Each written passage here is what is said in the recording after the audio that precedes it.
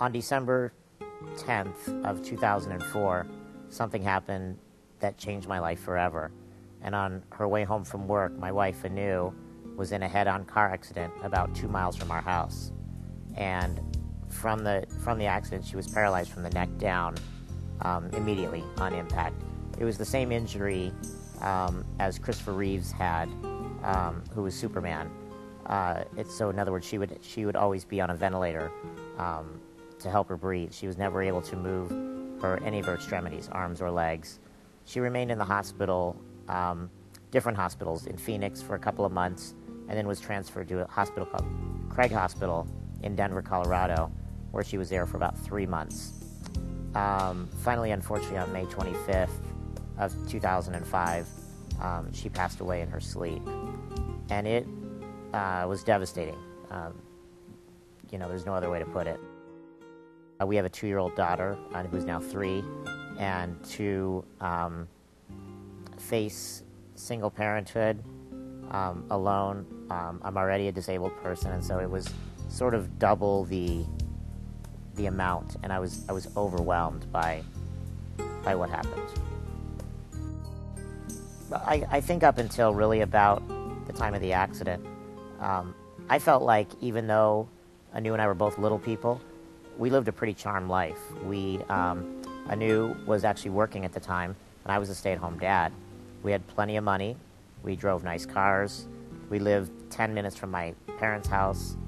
We had lots of great friends, and we basically lived a really great life. After that moment, from December 10th on, like I said, I was just devastated and kept asking God, why?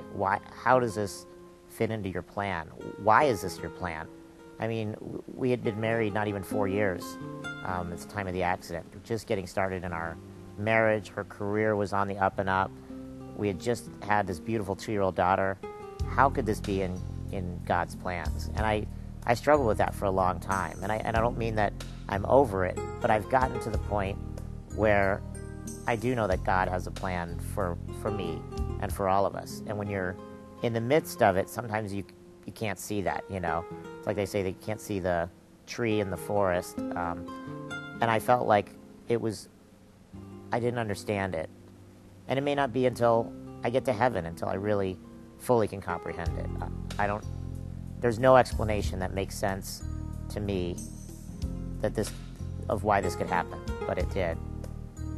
But I know that God does have a plan for me.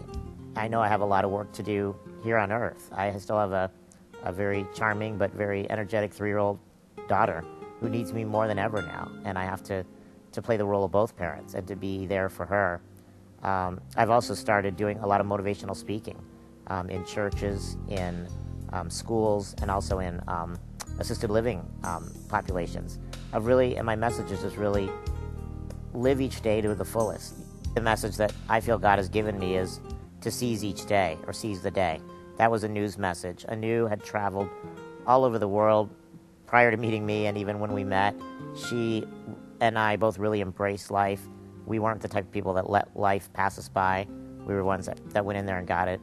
And that's really my message today to everyone, and some of the speaking that I've been doing is don't let life pass you by. I guess my other message that I really want to get across today is just really to trust that God really does have a plan for you. You don't always understand it. I still don't know that I understand it. But I honestly, in my heart, know that God is in control of my life, that He is looking out for me. He has my best interests at heart and at hand, and that He is never going to give me a situation that I can't handle.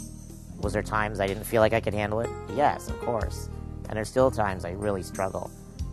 But I do know that He is in control of my life.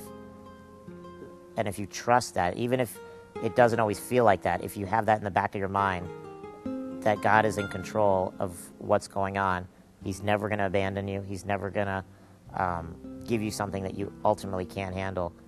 It gives you a lot more peace and a lot more of just being able to go on and even in the midst of a crisis, of living through that crisis and figuring things out.